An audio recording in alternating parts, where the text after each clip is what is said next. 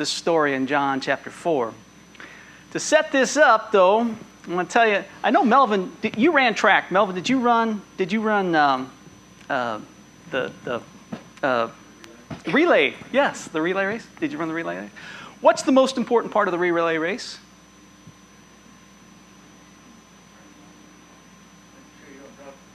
Make sure you don't, the handoff, right? I never ran it in track, in high school as competitively, but back then we had PE, and we had to do all that stuff, and that's what they told. The most important part of the relay race is the handoff, because if you drop it, you are disqualified, and you forfeit the race. And so in that sense, 4 times around the track or whatever, they keep telling you, don't drop the baton. Deliver it with authority and grab it, right? I mean, you've got to hand it off like you mean it, and you've got to grab it like you mean it, because otherwise you're going to drop the baton.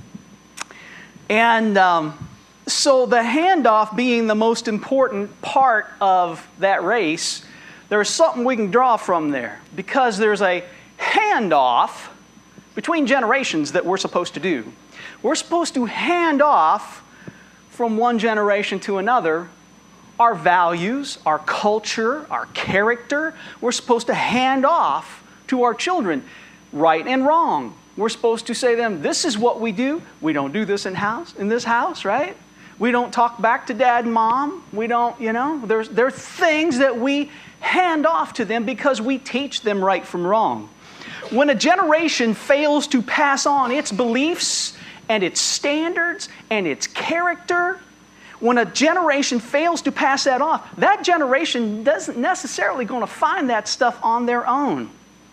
They're going to find something, but it might not be what you want them to find. They may find what's yelling the loudest at them, right?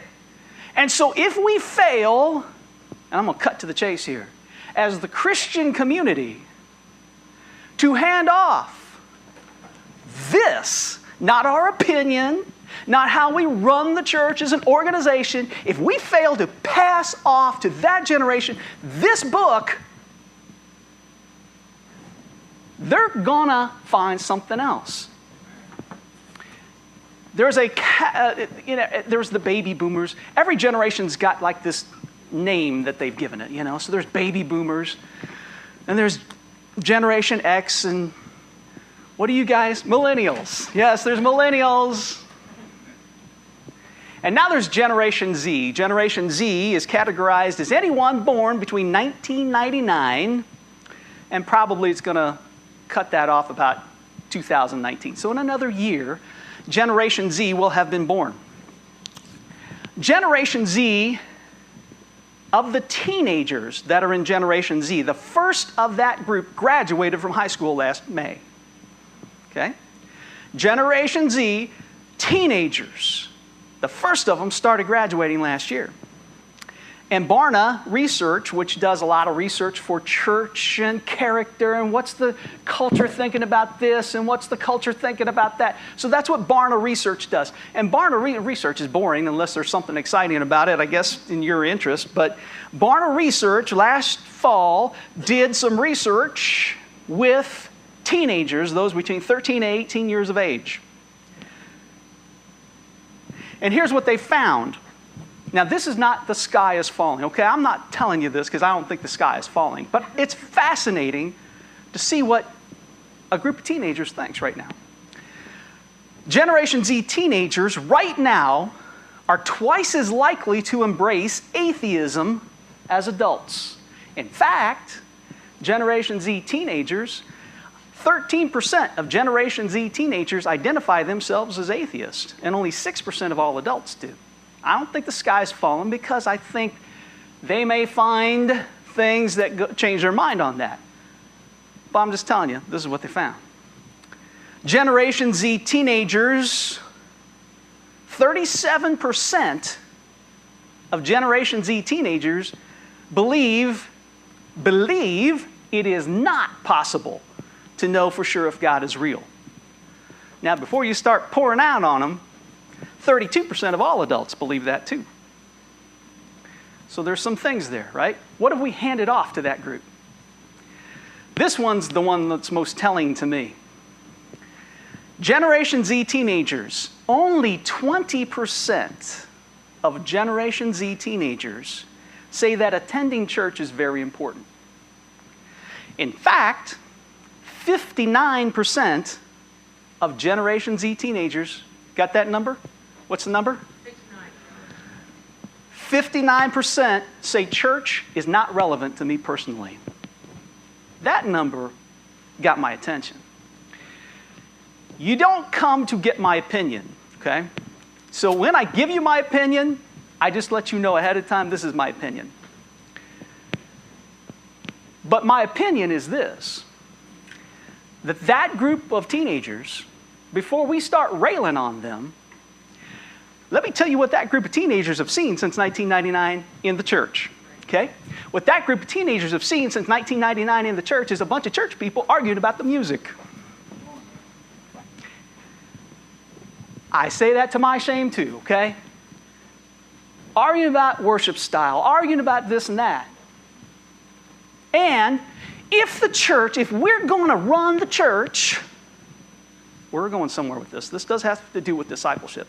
But if we're going to run the church like an organization, then why not that group go, well, I'm going to analyze the church like any other organization. Do they have something to offer me or not? Is the church, this is Reggie McNeil. Reggie McNeil, I told you, made such an impact on me during the MLI stuff. And he said this, do you define the church as a what or a who? Because if you define the church as a what,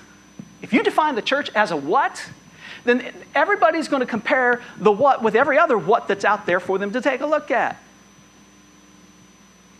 Now, if the church is a who, well, then that's a different deal.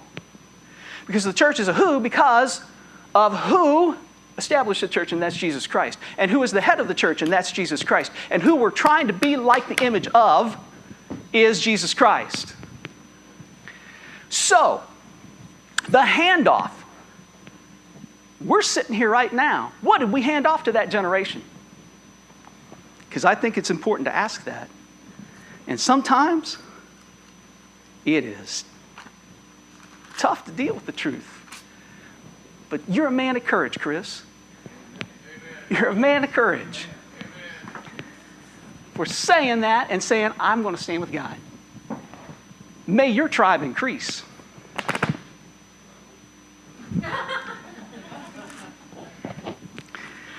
John chapter 4 has a father who's coming to Jesus for his son. He's coming to Jesus on interceding for his son who is sick. It's a great story. We're going to read it. I'm going to read it out of the New Living Testament, New Living Translation. John chapter 4 and verses 43 through 54. It says, at the end of the 2 days, this is right after Jesus had talked with the woman at the well, and he declared to her, I am the living water, right?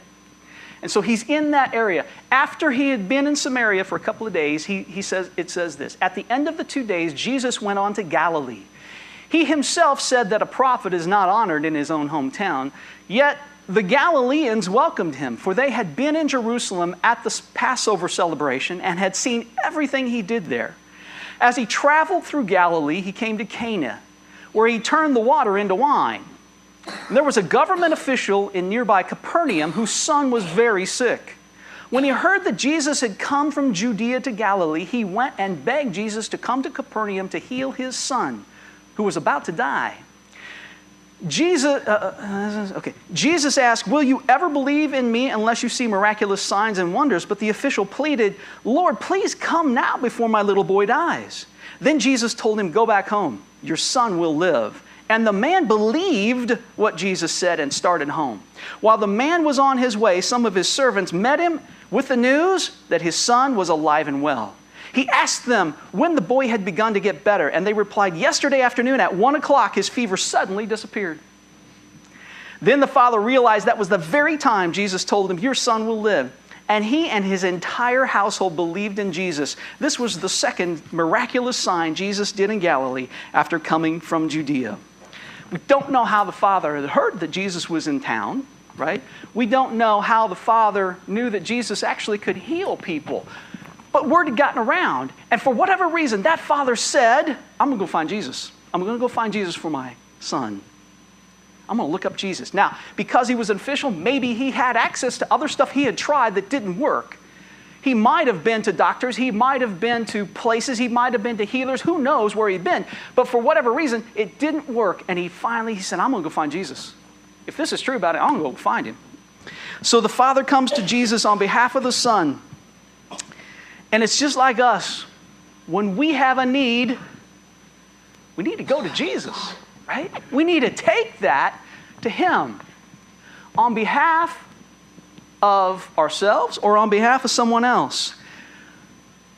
I'm not going to belabor this because I don't want you to have to sit here all day, but I do want to say this. I absolutely believe, and it's only been recently I've kind of figured this out, that your prayers will outlive you. Think about this. If God lives all the time in the past, the present, the future, he says, the was, the is to come. He is the was, the is, and the is to come. When you pray for your children, when they pull out of the driveway and they haven't got home at midnight yet, and you go looking for them, I used that example a couple times.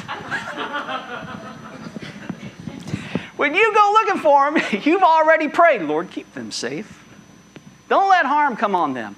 Okay, so if you're going to pray for your grandchildren, understand you may pass away before they meet the person you prayed for them to marry.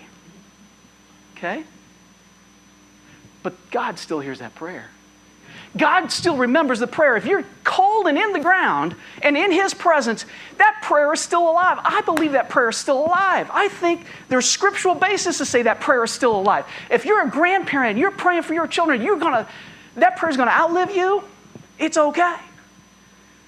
Because you're taking them to Jesus. Help them, Lord, to make good decisions. Help them to have wisdom. Help them to seek you out. Help them to find your word. What's the handoff? What are we handing off to them? We're handing that off to them.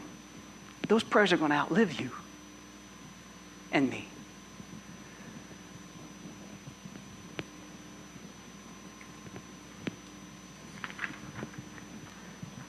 The thing that this father did, that we do, that from this story we should learn to undo. Okay? We need to learn to undo this. He said to Jesus what? He said, I want you to come with me to my house to heal my son. Nothing wrong with that request. Okay? I want to be in the presence of Jesus. I want Jesus to be in my presence, right? That's what he was asking. Jesus said, I'm not going to do that. And he said, well, if you don't come, I need you to come. I need you to be with me so that you can heal my son. And Jesus sometimes does things outside of our box because we create the box for him.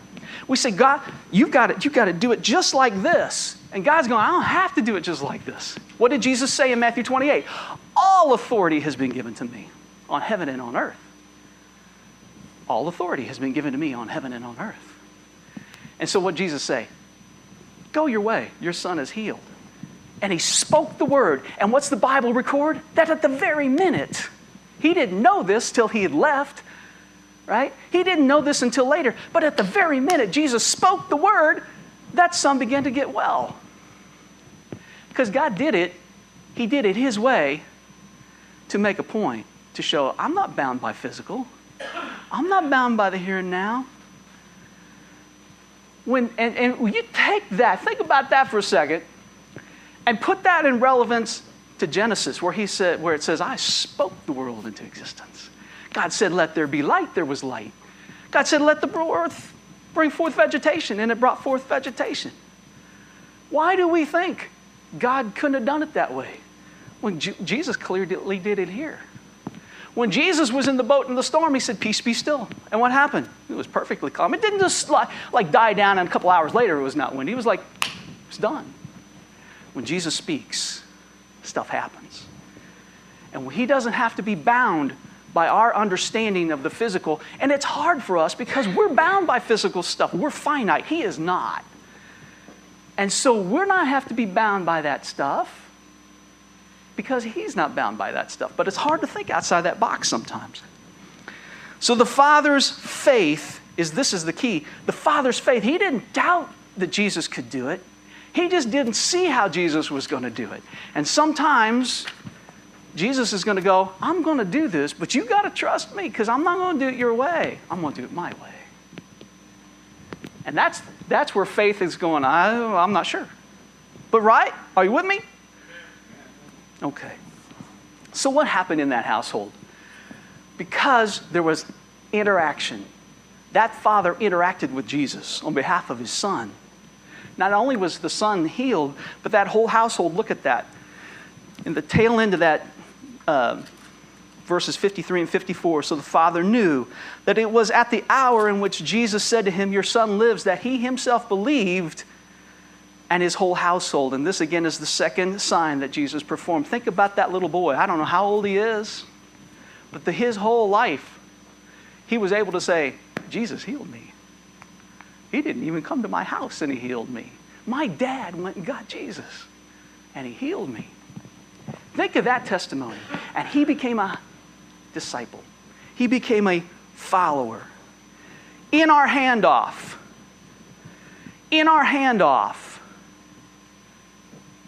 to the next generation, they're going to remember what? You already know what I'm going to say. What are they going to remember? Yeah. What we do more than what we say. Do you remember what I said to you that night that you got home late? Since you're here, it was just, no. But you remember the moment, right? Oh, there we go.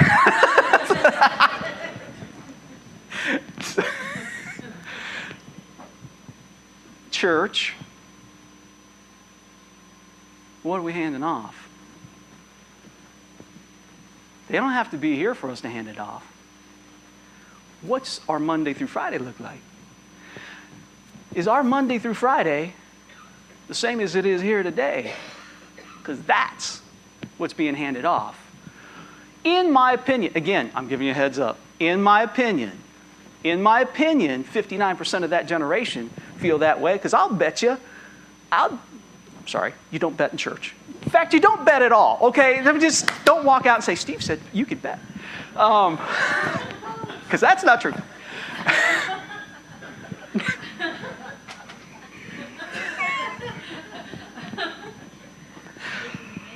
Gotta focus. Don't even go there.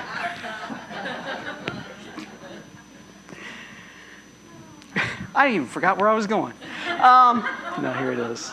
What happens, I think, is that generation sees it's not important to us.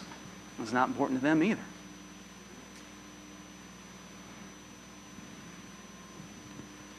Can I share something? Sure.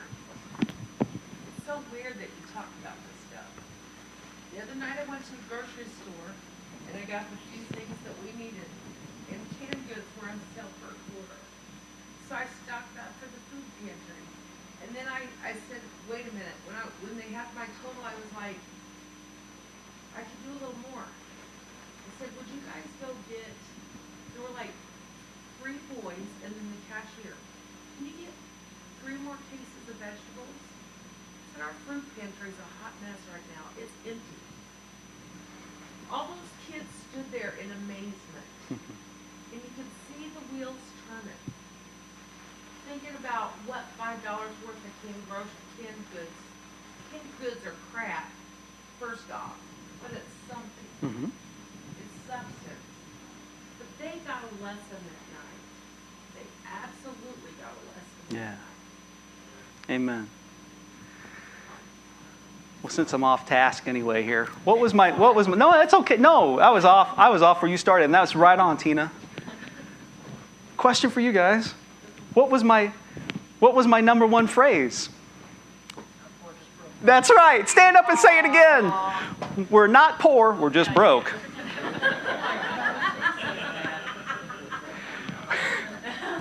And if that is the truth, if it had ever been told, right, we aren't poor, but we are broke. There is a difference. But we made sure we thanked God for every meal, didn't we? for his provision, for his goodness. That was when I learned to quit being thankful and start being grateful. I can remember looking at the pantry and going, I am grateful, God, for that. We got something to eat. I'm just grateful. Austin, hit that next slide, would you? Train up a child in the way he should go. When he's old, he will not depart from it. I'm going to say something a little radical. If you send your children to church and expect the church to do it all, I'm going to tell you, you're probably going to be disappointed. If right, exactly. If we aren't doing this at home. If our Monday through Friday looks different than our Sunday, it ain't going to stick. And 59% of them are going to go, I don't know what the church got for me. Deuteronomy chapter 6. Austin, hit one more slide there. I'm going to read all of this. It's long, but it's not that long. It's not longer than whatever's in the News Gazette this morning about the U of I basketball team. And I haven't even read that. So as people, as parents, as grandparents, I'm going to say this, as aunts and uncles, right? What are we handing off? What are we handing off, right? So I'm just going to say, you know, it is wrong. I'm going to tell you this. I'm going to tell you all. If you hear me piling on a bunch of teenagers about this or that, kick me. Because I'm going to tell you, it's not their fault. If we haven't handed off to them the goodness and the power and the authority of Jesus Christ, if we haven't handed them this word, it's on us. We got no right to pound on somebody. Sorry, are my eyes big? They feel like they're big. Just hit a nerve today and the Spirit's moving. Deuteronomy chapter 6. Again from the New Living. These are the commands, decrees, and regulations that the Lord your God commanded me to teach you. You must, what's the word say? You must obey them in the land you're about to enter and occupy, and you and your children and grandchildren must fear the Lord your God as long as you live. If you obey all his decrees and commands, you will enjoy a long life. Listen closely, Israel, and us, because this command transcends Old and New Testament. God's the same today as he was then. He's not saying we're getting heaven on the laws and keeping the laws. He's saying, though, his standards are the same, his character is the same. He hasn't changed any about that. He says, I have a preferred way. This is my preferred way. You going to follow it or not? Right? We need to quit redefining what God says. All right. He says, listen, Israel, be careful and obey. Then all will go well with you, and you will have many children in the land flowing with milk and honey, just as the Lord, the God your ancestors promised you. Listen, Israel, the Lord is our God, the Lord alone. And you must love the Lord your God with all your heart and all your soul and all your strength. You must commit yourselves wholeheartedly to these commands that I'm giving you today. Repeat them again and again to your children. Just on Sunday. No, it doesn't say that. Repeat them again and again to your children. Talk to them when you are at home and when you are on the road. When you have to pull that car over. No, it doesn't say that either. But sometimes it happens. When you are on the road, when you are going to bed and when you're getting up, tie them to your hands, wear them around your forehead as reminders, write them on your doorpost of your house and on your gates. Be careful not to forget the Lord who rescued you from slavery in the land of Egypt. You must fear the Lord your God and serve him. When you take an oath, you must use his name only. You must not worship any of the gods of the neighboring nations. Do what is right and good in the Lord's sight, so all will go well with you. Then you will occupy the land, the good land, which the Lord swore to give your ancestors. You will drive out all the enemies living in the land, just as the Lord said you would. In the future, your children will ask you, why do we have to go to church? I'll tell you, this is the translation of the translation. It says here, in the future, your children will ask you, what is the meaning of these laws, decrees, and regulations that the Lord our God has commanded us today? Our kids will say, why do we have to go to church? Then you must tell them, we were Pharaoh's slaves in Egypt. But the Lord brought us out of Egypt with his strong hand. The Lord did miraculous signs and wonders before our eyes, dealing terrifying blows against Egypt and Pharaoh and all his people. He brought us out of Egypt so he could give us the land he had sworn to give our ancestors. And the Lord our God commanded us to obey all these decrees, to fear him, so he can continue to bless and preserve our lives. Do you see that? What is that? To fear him so he can continue. What's that mean? He isn't going to bless us if we're not doing it his way. It doesn't mean, I'll put it this way, it doesn't mean that he won't bless us. It means he's not obliged. If we're not going to do things his way, he's not obliged to help us. That's what that's saying. The Lord our God commanded us to obey all these decrees and to fear him so he can continue to bless us and preserve our lives as he has done to this day. For we will be counted as righteous when we obey part of his commands. When we obey most of his commands. When we obey all his commands the Lord has given us. What are we handing off? How are we discipling? What are we handing off? That's the question. I don't mean for it to be harsh.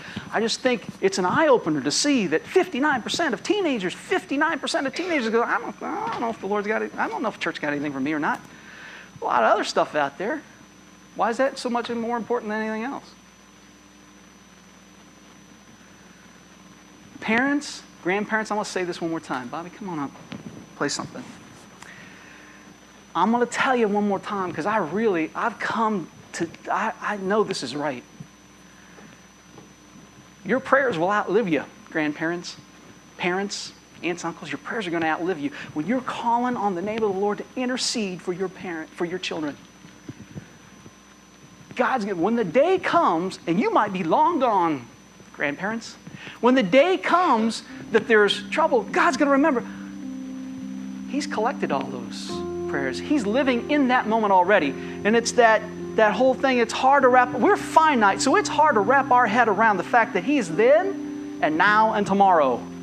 He's living there already. If you got something you don't want to do on Wednesday, understand he's already there. So the prayer you're praying today, Lord, will it go well for me on Wednesday? He's heard it, and he's already waiting there on Wednesday, right? So that prayer for that grandchild or child down the road, God is not going to forget your prayer. That prayer is as alive now as it's ever been. So on our call to be disciple makers,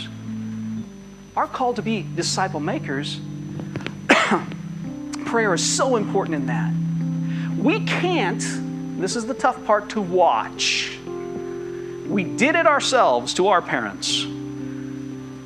We make our own choices. And sometimes we make the choices that dad or mom said, nah, I don't want you to do that. And we said, well, they're never going to find out. And somehow or other, they had eyes in the back of their head, and they did find out. Because we can't outrun God. And sometimes we can't, it's hard, but we can't make the choices for our people that we pray for. We can't make that choice for them. We can't make them accept the Lord. But we can sure show them that we're going to. What did Joshua say? As for me and my house, we're going to serve the Lord. There comes a moment when kids are going to ask, well, why do we do all this? And there comes a moment they're going to have to make up their own minds. Some of them are young when they start. Some of them are teenagers. And some of them are just bent. They're going, I'm going to do this my way. And they finally accept the Lord, looking up, about as low as you can get sometimes. But God won't forget that prayer. He won't forget that prayer. The question is, as we're commanded to make disciples, all we can do is say, this is what God did for me. I'm going to pray for you. This is what God did for me. I haven't forgot you. I'm going to pray for you. Let's stand. I want to just take a few minutes. If you got somebody on your mind that you want to pray for, Doesn't have to be a child or a grandchild. Maybe it's just a friend or coworker, whatever. If you got somebody's on your mind, God's put somebody on your mind, go ahead and take a few minutes and pray for them. And God uses the Holy Spirit. Maybe He'll open the door for you to say something to them. Maybe not. Maybe the Lord is just saying, I need you to pray for them. Let's just take a minute to